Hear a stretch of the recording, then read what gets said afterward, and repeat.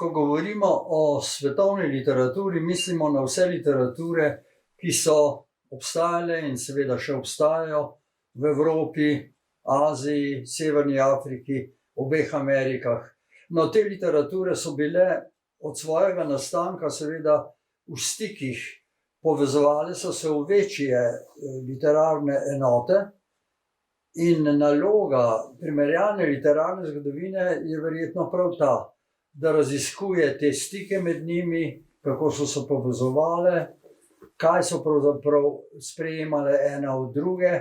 Skratka, zanimajo jo verjetno predvsem podobnosti in razlike med njimi.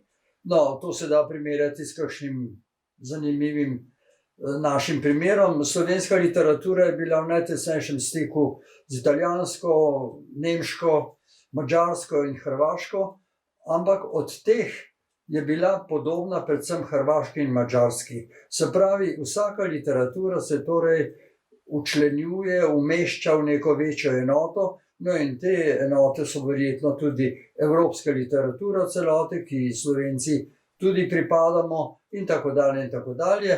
In seveda celoten ta spekter svetovne literature lahko razdelimo na posamezna velika področja, ki so hkrati seveda na zanimiv način določena z neko podlago, duhovno, zgodovinsko podlago, verjetno predvsem z religijo ali s kakšnim filozofsko-etičnim sistemom. Vemo, da arabska imperijska literatura sta določeni z islamom, kitajska literatura predvsem s konfucijanstvom, evropske literature seveda izvirajo iz prvotne judovsko-krščanske religije in seveda tudi grško-rimske kulture. Se pravi, naloga te primerjalne literarne zgodovine, kot je obsežena v tej knjigi, je prav ta, da razišče, določi te temeljne podlage neke literature oziroma več literatur skupaj.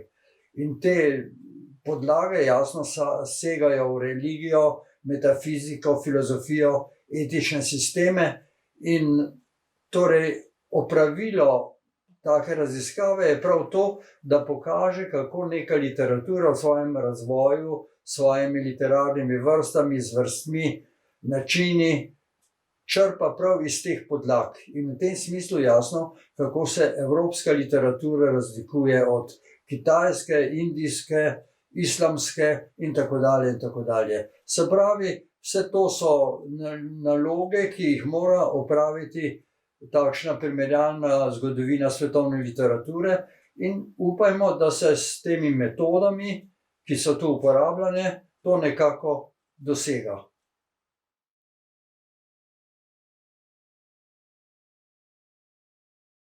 Dober dan. Roman Črna maska ima podnaslov Fragmenti življenja Marija Kogoja.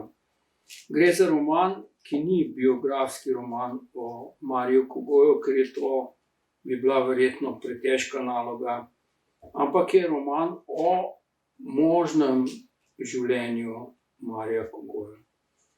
Temelji na treh predpostavkah oziroma treh osnovah. Eno je realno življenje Marija Kogoja, drugo je drama Leonida Andrejeva Črne maske, po kateri je Marij Kogoj napisal oziroma v glasbi naredil opero, in tretja je njegovo življenje po tem, ko je bil hospitaliziran v bolnišnico v Polju. Vse to pa temelji na drugih treh predpostavkah, in sicer, da gre za občutek krivde, ki jo verjetno čuti vsak umetnik, in sicer iz otroštva naj bi bila identiteta Marija Kogoja seveda vprašljiva, ker je imel brata Julija, ali pa je bil on sam Julij in je bil brata Marija.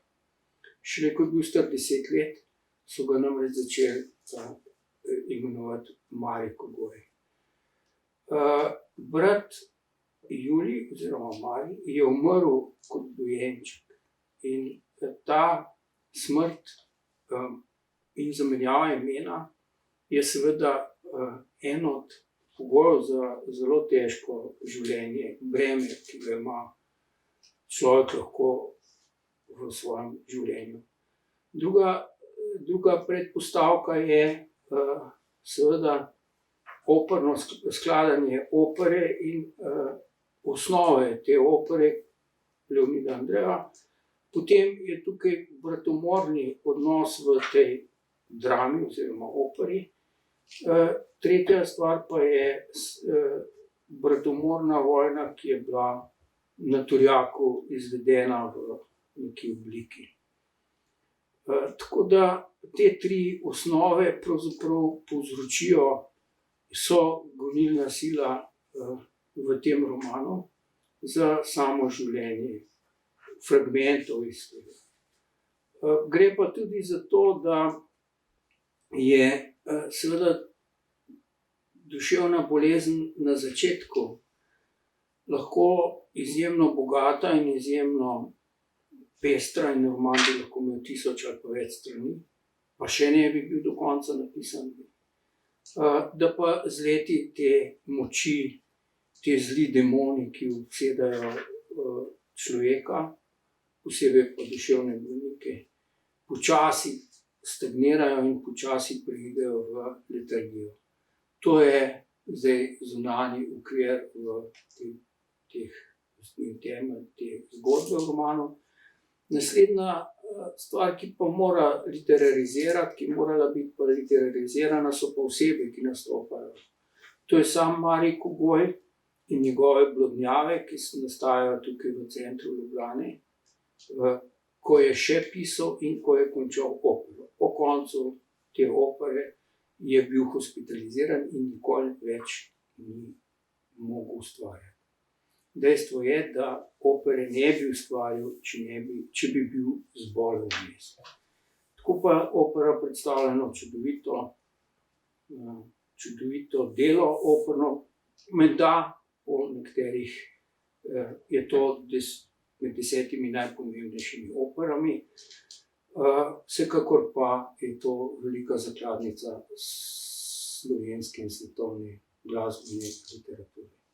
Jaz upam, da sem v romanu uspel, da naloga ni bila pretežka in da se bo roman bral z velikim zanimanjem in zadovoljstvom. Hvala lepa.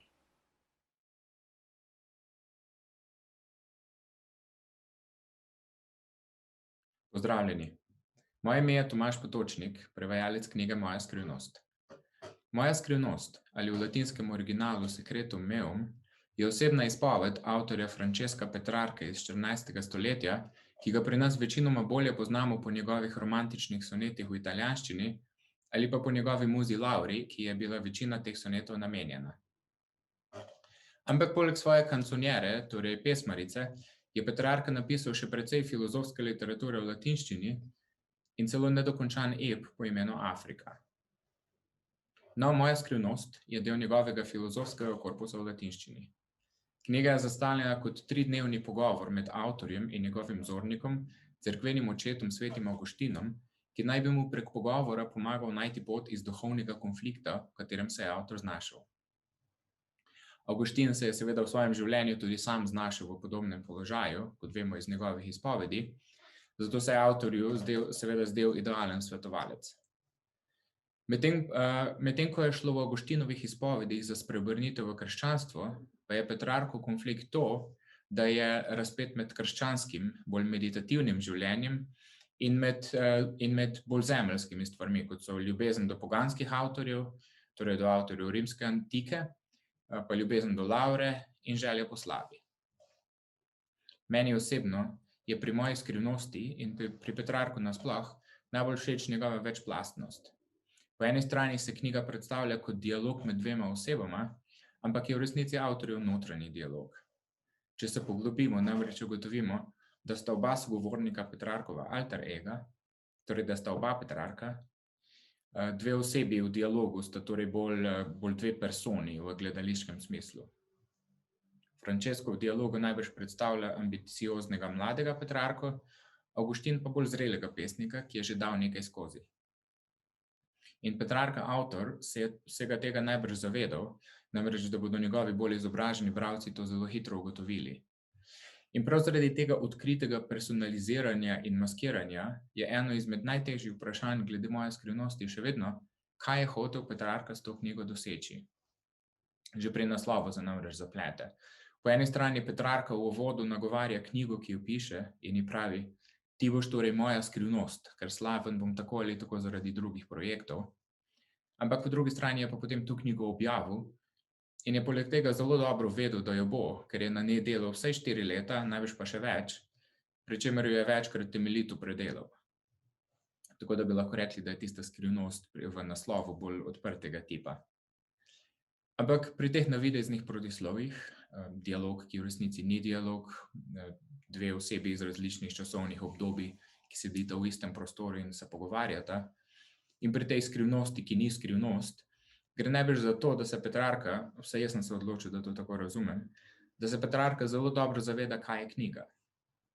Knjiga je v resnici vedno dialog med avtorjem in bralci in v primeru Petrarke in tudi v primeru nas, kot navdušencev nad klasično literaturo, poteka komunikacija med udeleženci vedno skozi čas. In Petrarka se je pač odločil, da bo glede tega ekspliciten. Kot bralec je bil tako v dialogu s Ciceronom, Avguštinom in ostalimi, kot pisec pa se je zavedal, da se postavlja v dialog z naslednjimi generacijami. No, v primeru moje skrivnosti smo torej naslednji člen mi in meni je čast, da lahko v tej verigi aktivno sodelujem. Hvala.